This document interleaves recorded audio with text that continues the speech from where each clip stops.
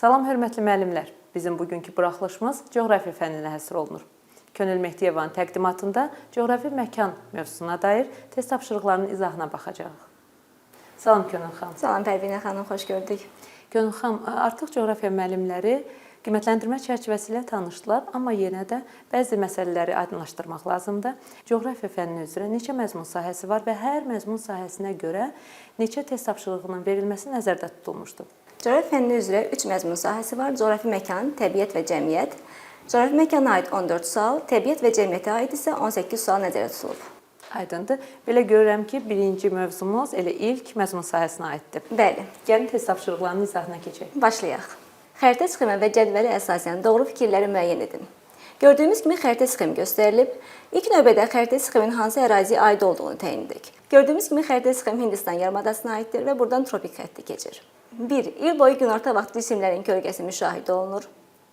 Birinci məntəqə tropik xəttindən şimalda yerləşir, yəni tropik işıqlanma qurşağına yox, mülayim işıqlanma qurşağına düşür. Deməli, burada il boyu cisimlərin kölgəsi müşahidə olunur, doğrudur. İkinci, tropik işıqlanma qurşağında yerləşir. Bəli, ikinci məntəqə tropik işıqlanma qurşağında yerləşir, doğrudur. Üçüncü məntəqə Hind-Qanq ovalığında yerləşdiyi üçün alluvial çöküntülərin təşkil olunmuşdur, doğrudur. Burada yanlış yazdığı üçün düzgün hesab olunmur. 4. Yerləşdiyi ölkə tarixi coğrafi xüsusiyyətlərinə görə federativ quruluşa malikdir. Yanlışdır. Çünki Hindistan milli etnik tərkibinə görə federativ hesab olunur. Yanlışdır və qarşısında yanlış yazıldığı üçün doğru hesab edirik. 5. Sahillər iki okean suları ilə yuyulur. Yanlışdır. Çünki 5-ci nöqtə Şri-Lanka adasında yerləşir və yalnız Hind okeanına düşür. Burada doğru yazdığı üçün düzgün hesab olunmur. Doğru cavabımız 1, 2, 4.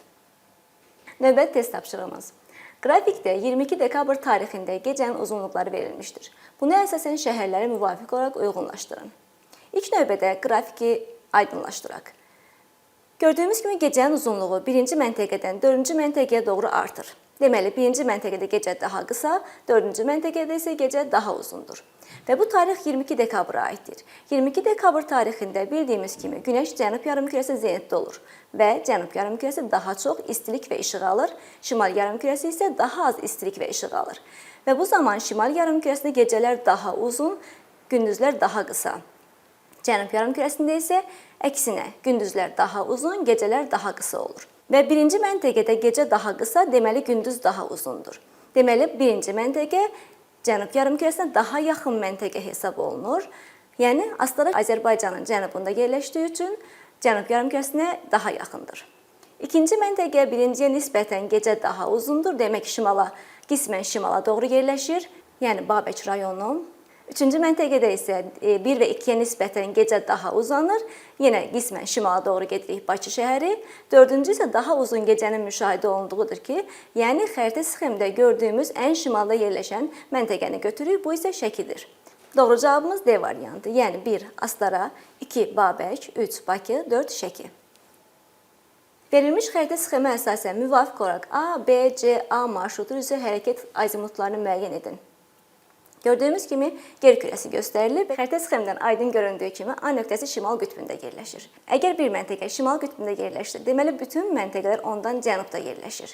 Yəni A məntəqəsindən biz hara doğru hərəkət etsək, nəticədə cənuba doğru hərəkət etmiş oluruq. Və biz A nöqtəsindən B nöqtəsinə doğru getsək, demək ki, cənub istiqamətində hərəkət etmiş oluruq. Yəni A-dan B-yə olan azimut 180 dərəcəli azimutdur. İkinci azimutumuza baxaq, B və C arasında. Gördüyümüz kimi B və C eyni enliş, yəni eyni paralelin üzərində yerləşir. Və C, B nöqtəsinə nəzərən daha şərqdədir. Deməli, B-dən C-yə doğru getmək üçün biz şərq istiqamətində, yəni 90 dərəcəli azimutla hərəkət etməliyik. Növbəti hərəkət azimutumuz isə CA xətti üzrədir. A şimal qütbündə yerləşir. Və biz şimal qütbündə getmək üçün, yəni dünyanın hansı nöqtəsindən hərəkət etsək, şimal qütbünə getmək üçün yalnız şimal istiqamətində hərəkət etməliyik. Deməli, C-dən A olan azimut 0 dərəcəli azimut və ya 360 dərəcəli azimutdur. Doğru cavabımız Y variantı. 180, 90 və 0 dərəcəli azimut.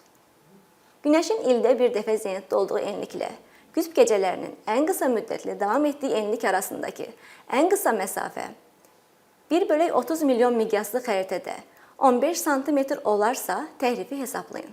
Nəzərə alın ki, hər iki enlik şimal yarımkürəsində yerləşir. İlk növbədə biz təyin etməliyik ki, bu enliklər hansı enliklərdir? Günəşin ildə bir dəfə zenitdə olduğu enlik yalnız tropik enliklərdir. Yəni 23,5 dərəcəlik şimal enliyi və ya 23,5 dərəcəlik cənub enliyi. Məsələyə diqqət etsək, məsələdə qeyd edib nəzərə alın ki, hər iki məntəqə şimal yarımkürəsində yerləşir. Demək ki, bu 23,5 dərəcəlik şimal enliyidir. Məntəqəmizin biri artıq aydındır. 23,5 dərəcəlik şimal enliyi. Digər məntəqəmiz qütb gecələrin ən qısa müddətli davam etdiyi enlik.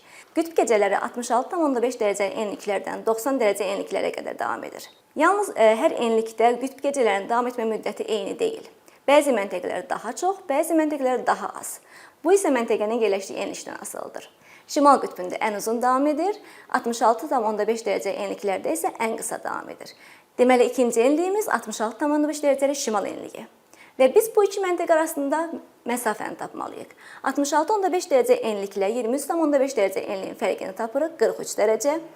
Və 43 dərəcəni biz kilometrə çevirmək üçün meridianın 1 dərəcəlik qövsünə vururuq. Və nəticədə alınır 4773 kilometr.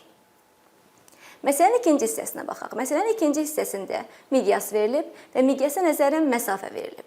1/30 milyon miqyaslı xəritədə məsafə 15 sm-dir. İlk növbədə 1/30 milyonu kilometrə çevirək. 30 milyonu 100 minə böldüyümüz halda 300 alınır. Yəni 300 kilometr. Yəni xəritənin miqyası 1 sm-də 300 kilometrdir.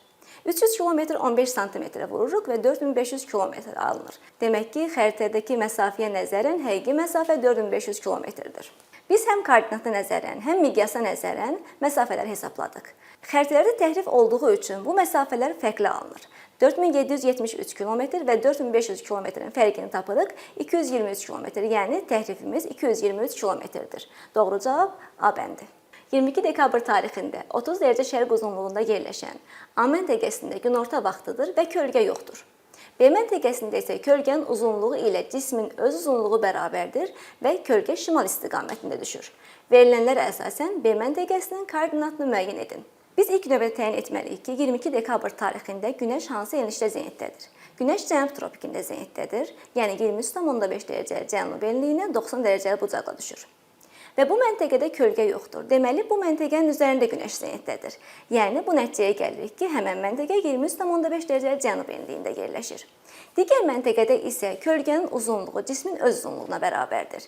Bildiyimiz kimi, kölgənin uzunluğu o vaxt cismin öz uzunluğuna bərabər olur ki, həmən məntəqəyə Günəş 45 dərəcəli bucaqla düşsün. Və Günəş hansı məntəqəyə 45 bucaqla düşər? İlk növbədə bunu təyin edək. Günəşin 45 bucaqla düşməsi üçün həmən məntəqə 23,5 dərəcə cənub enliyindən 45 dərəcə məsafədə yerləşməlidir.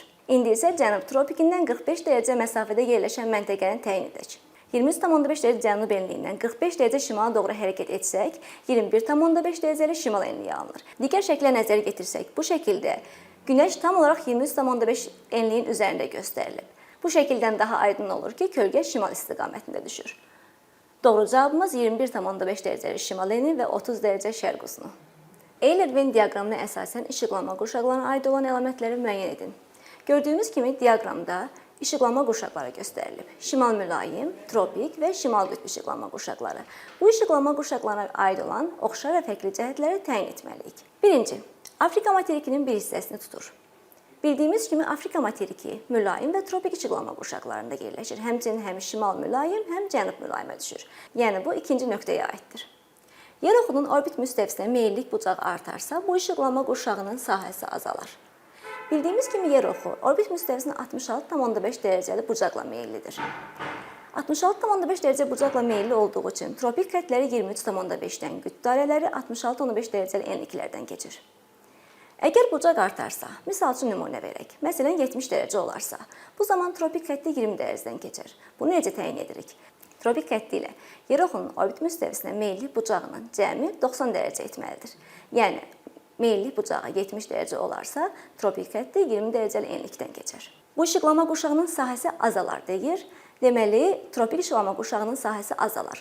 Çünki İlkin vəziyyətdə 23,5 dərəcəli şimal enliyi ilə 23,5 dərəcəli cənub enliyi arasında yerləşir. Amma şərt dəyişdiyi halda 20 şimal, 20 cənub enliyi arasında yerləşəcək və nəticədə məsafə 40 dərəcə olacaq. Deməli, sahə azalır. Həmçinin qütb işıqlanma qurşağı da eyni ilə azalır, mülayim isə daha da böyüyür. Deməli, B bəndi 3-cü nöqtəyə aiddir. Üçüncü saat qurşağının orta meridianı bu işıqlama qurşağından keçir. Bildiyimiz kimi saat qurşaqlarının orta meridianları həmçinin bütün meridianlar, qütbləri birləşdirir və bütün meridianlar bütün işıqlama qurşaqlarından keçir. Yəni bu hər üçünə aiddir birinci nöqtəyə. 66,5 dərəcə şimal eni bu işıqlama qurşağının sərhədini təşkil edir.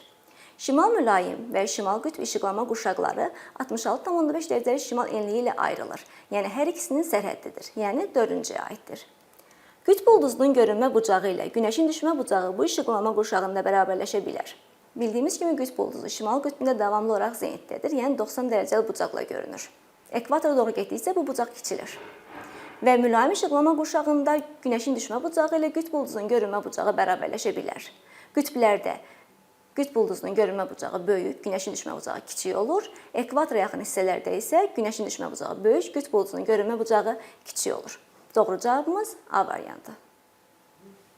Sxemə əsasən Z nöqtəsinin hündürlüyünü hesablayın. Nəzərə alın ki, X və Y nöqtələri arasındakı məsafə 200 metrdir.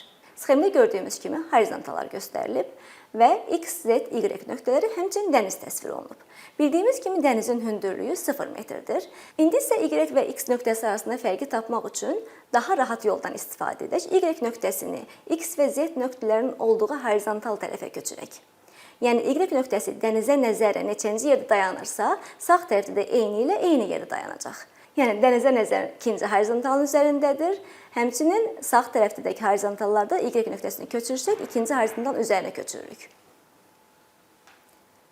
Dənizdən Z nöqtəsinə qədər 4 aralıq var. X və Y nöqtəsi arasındakı məsafə 200 metr olduğu üçün demək ki, kəsmə yüksəkliyimiz 200 metrdir. 4-ü 200-ə vururuq, 800 metr. Doğru cavabımız C variantı. Müvafiq olaraq 3-cü, 22-ci və 4-cü saat qurşaqlarının sərhədləri daxilində yerləşən meridianları müəyyən edin.